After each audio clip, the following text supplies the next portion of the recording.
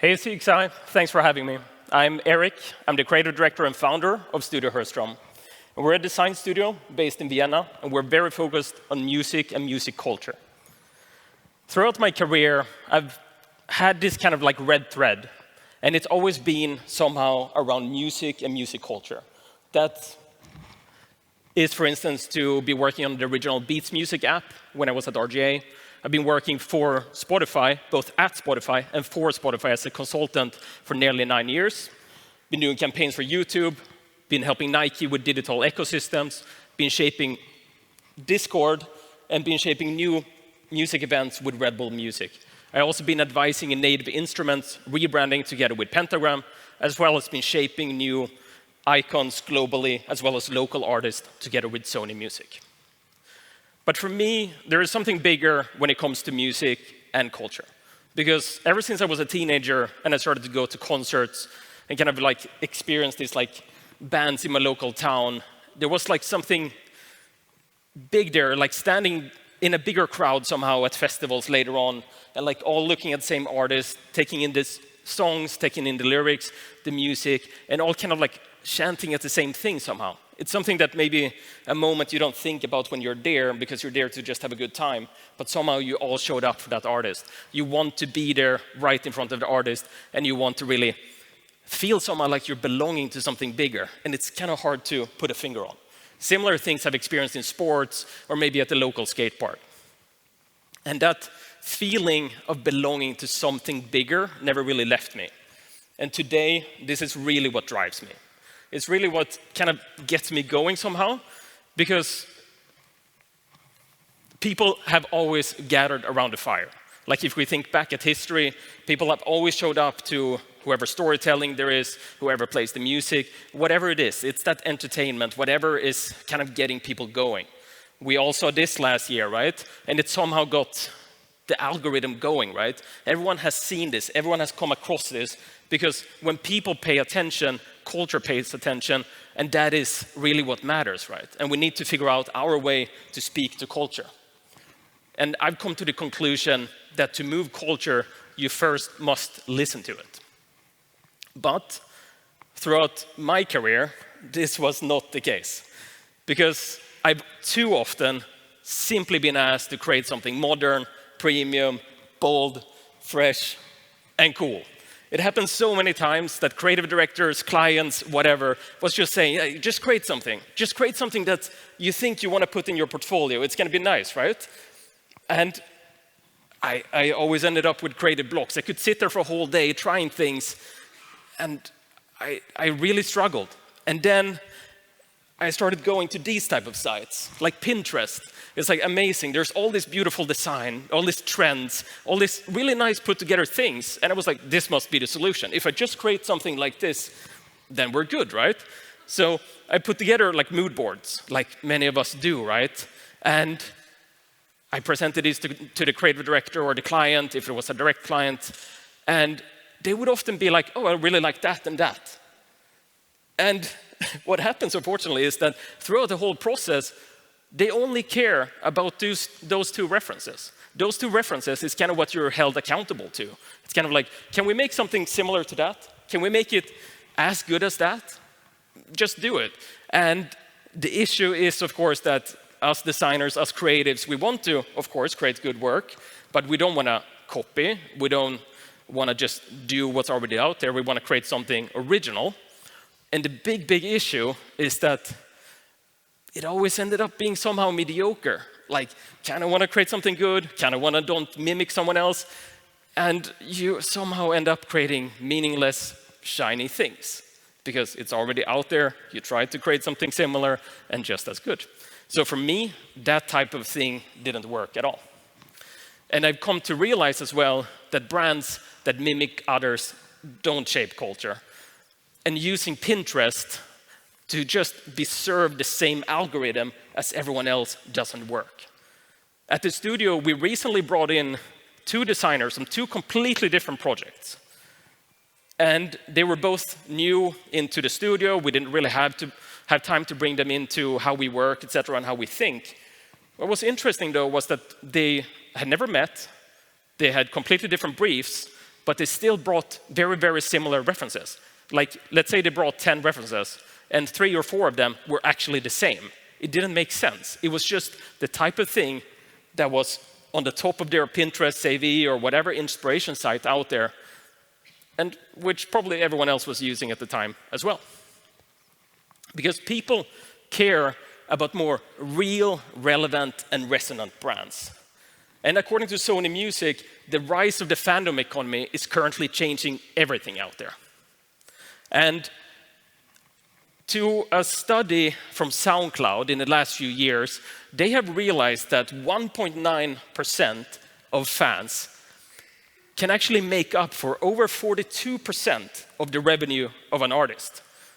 Meaning that this little dot makes up for nearly half of the revenue for an artist. So that must somehow tell us that brands must really stay true to these most loyal fans, because those are the ones that matters. Or otherwise, they will somehow risk becoming irrelevant. They will risk becoming something that doesn't matter because, well, if you don't listen to them, who should you listen to? Should you try to please everyone? And it's not really the main thing. So in order to move culture, in order to create something that matters to the core fans of something, you need to really create something that's resonant. And this is the reason why I founded Studio Herrström. I really want to be part of creating brands that are moving culture. And together with my team at Studio Herrström, we have worked really hard on our process, really trying to define what this is in order to create brands that can resonate, that can create the right type of culture. And we call this the echo. The echo is simply just our process. We've just put a name on it, but it's how we listen to culture, how we reflect back to culture, and how we try to create an impact. And the echo basically begins and ends with culture. It's our process, and the process that helps us create the work that really resonates with our clients, that resonates with the audiences they're trying to get to. It's a 3-step process, and it begins with immerse.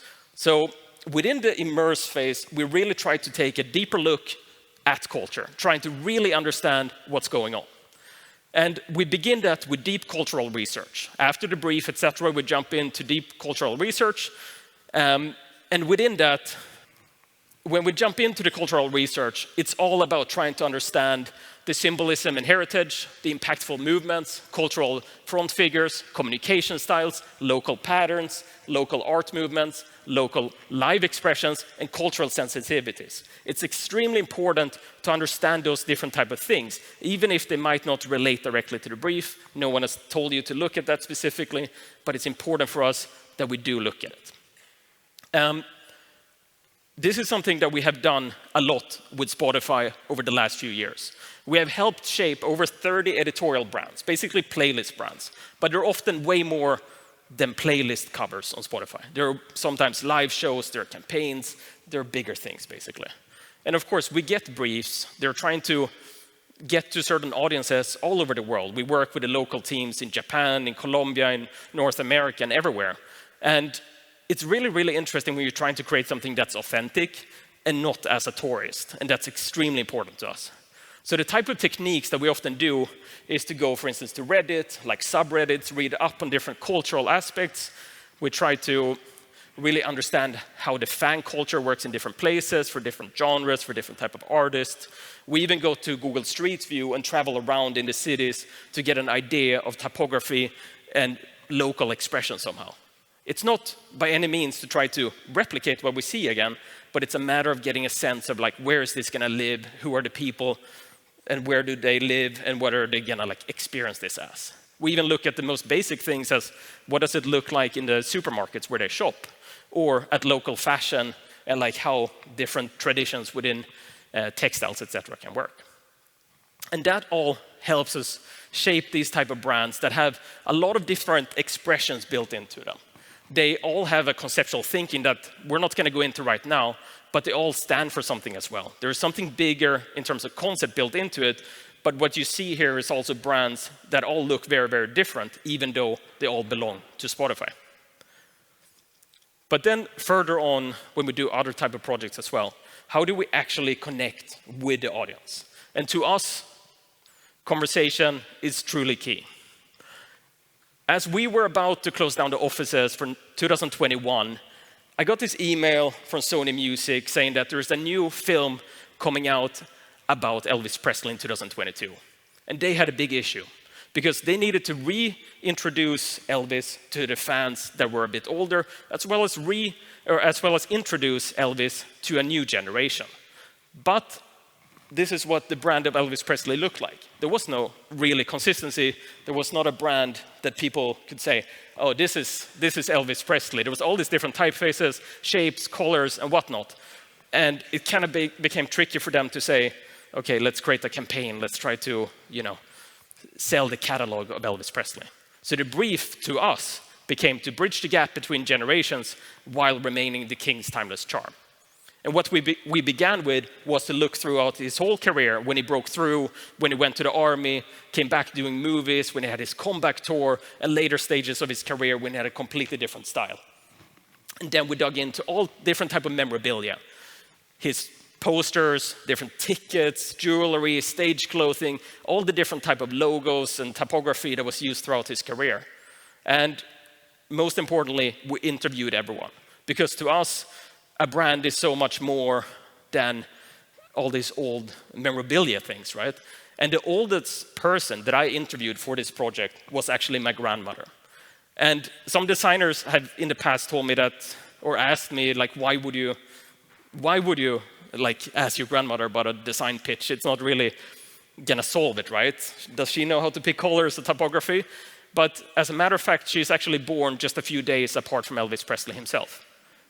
And what that helped to do was, of course, that she can tell me about the feeling of when, in this case, when Elvis came to Europe, the feeling of his brand entering the market, and how they had to have a cousin's brother buy a CD when they went abroad or something like this.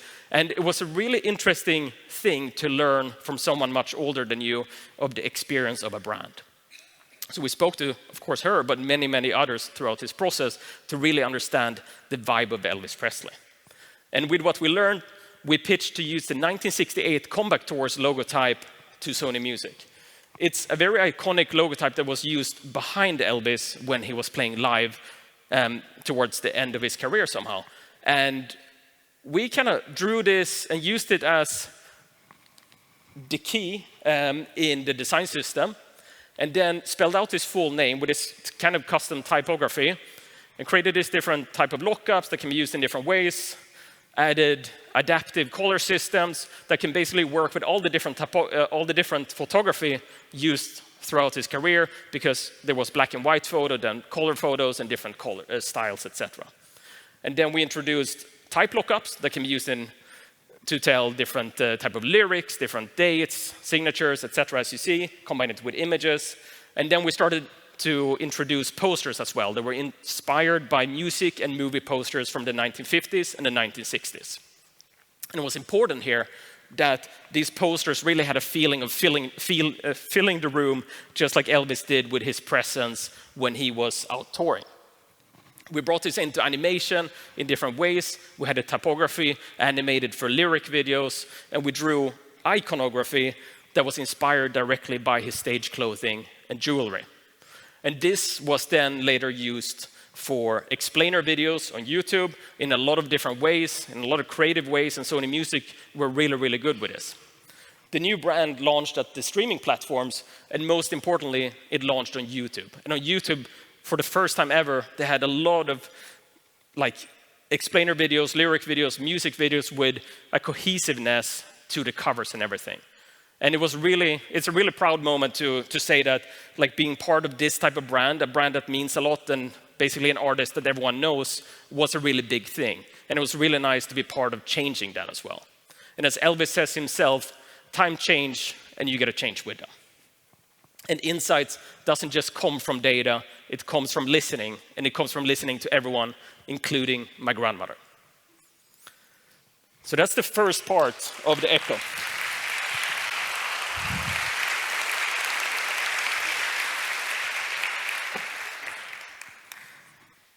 So that's the first part of the echo. And in the second part of the echo, it's all about creating good things for our clients. And within the create phase, we never settle on one idea. We always explore different strategic angles that can work for the brief, that can answer the brief in different ways. And we always collaborate with our clients to find the thing that feels most true somehow, right? And as an example, we rebranded BackMarket a couple of years ago now. This logo was done by Studio Codo and not us. And they had this brand when we entered the process. It was kind of black and white. It was kind of hard, kind of rebellic. And it had worked really well for BackMarket in the beginning. But what they are doing is that they're selling refurbished tech. They're selling headphones, phones, computers, whatnot, right? All different type of equipment somehow. And for them, it just didn't really speak so much to the right people. It didn't feel positive, because what BackMarket is trying to do is really to create something that gives you a positive feeling of helping the environment somehow, to buying an old device, downgrade somehow, instead of buying something new. And plus, the most important thing is that because it was black and white, people called it black market. But this is not the black market, this is the back market. So what we suggested to them was to basically redraw the logotype, make sure there was a digital retail space, which it is, and make sure that there was an animation to the logotype as well, done by Studio Vucco, by the way, where it's really spinning around, showing that there's a life cycle, there is a new circularity within tech that we need to pay attention to. And similarly, we drew patterns that could really speak to this circularity within tech and show that products somehow can come back to life. And this type of visual might look quite straightforward in many ways, but what it did was that it doesn't look like Samsung, nothing, Apple, or anything like that, because they needed to sell the devices and the products from other brands, and they needed to look different. They needed to look not like those other brands. We also created a dynamic layout system, of course, as well as packaging, and into a bigger system that somehow could work in a lot of different ways. And what the BackMarket team, the in-house agency basically at the company, has done really, really well is that they have used their strengths to create something that feels different with the constraints that they have. Because creativity somehow thrives on constraints, but it starts with some type of perspective.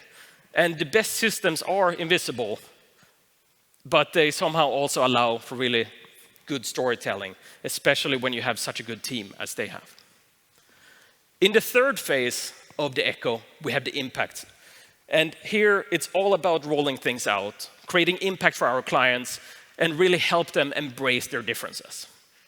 As an example, we worked with Sound.xyz. And Sound.xyz is a Web3 music platform where artists and fans can live in the same space. They're a part of some type of community where they're equal to each other. But when an artist releases a track, a fan can basically show up, they can buy into this track, kind of like a share that you buy into a company, and they can get something out of it as well in the long term. So if you imagine this type of visual as a bird's eye view of a concert, the people that show up first, they will get the most out of it. The ones that have camped outside overnight, they will be in front of the stage and have the best experience. And this type of formation somehow of artists and fans and whatnot kind of became the design language for this. It was brought into brand animations, into product marketing, into social media templates, as well into the bigger system. And as a really nice reward, of course, for the company of Sound.xyz, they managed to land at 20 million Series A funding by very big names in the music industry. And to us as a design studio, it meant a lot that some of the press was actually calling out that a new kind of music platform really requires a new kind of visual branding. And this is something that I'm personally very proud of, that we could create something that wasn't just like any of the other music tech platforms out there. Because brands that move culture somehow also leave a mark and they create a momentum. Like last year, we had the opportunity to work with James Blake and a company called Vault. Because James Blake had been tweeting things like, if we want quality music, somebody's going to have to pay for it. Streaming services don't pay properly. Labels want a bigger cut than ever. And just sit and wait for you to go viral. TikTok doesn't pay properly either. And touring is getting prohibitively expensive for most artists. And a lot of people joined this kind of conversation. There was a lot of press, a lot of artists saying that, okay, yeah, we need to figure out a way. It's about time. We're maybe around the corner of something big happening in the music tech space, and we need to figure out what it is. And after a week, he tweeted again saying, I've been having some great conversations with like minds, and I think I landed on a nice solution. I'm going to announce it in 9 days. And around this time was when the team of Vault FM, reached out to us. They were like, we have promised the world we're going to launch this product out in the world. It's going to happen. But how can we do it? So we worked with them on a bunch of different things, but it was very, very interesting to help them on their journey somehow to try to create some difference within the music culture, music space somehow as well, and like how fans were connecting with artists. Because what they did was saying that, what about maybe you can open up your own vault with unreleased music. Maybe you can set the price. Maybe you can decide when. And maybe you can own the audience. Maybe you can drop music on your own terms. And to explain kind of a little bit more what this vault thing is all about, it means basically that artists, just as us designers, we have a lot of things that never sees the light of day. In an artist's case, they have a lot of music that's being created, but it just stays on a hard drive somewhere. And it never goes through the labels, never goes out on the streaming platforms. And this was now an untapped territory that maybe they could actually get this music out to their most devoted fans, those 1.9%. And what they realized then is that, okay, maybe we can allow a few artists to begin with to kind of open up their own vaults with unreleased music directly to their fans. And something really cool happened from there is that when fans signed up to use Vault FM and subscribe to James Blake then to begin with, as he was the first one. You saw him post a song, and then you saw reactions, you saw comments, and he actually got direct feedback from his fans in a direct channel of like what track really works, what sounds good, and maybe what he should try to push out on his new album, or what he should play when he's going live. And for the fans, they really got something that no one else had heard before, and they were really the biggest fans of this artist. And the music industry continued to listen. They continue to engage in this. And a lot has happened since then. There's a lot of new startups within this space that really try to kind of crack this code as well. But the biggest thing that I noticed was that a few months later, Drake decided to, well, why don't I drop 100 gigs of content directly onto my own website with new songs, videos, whatever. I want the attention back to me.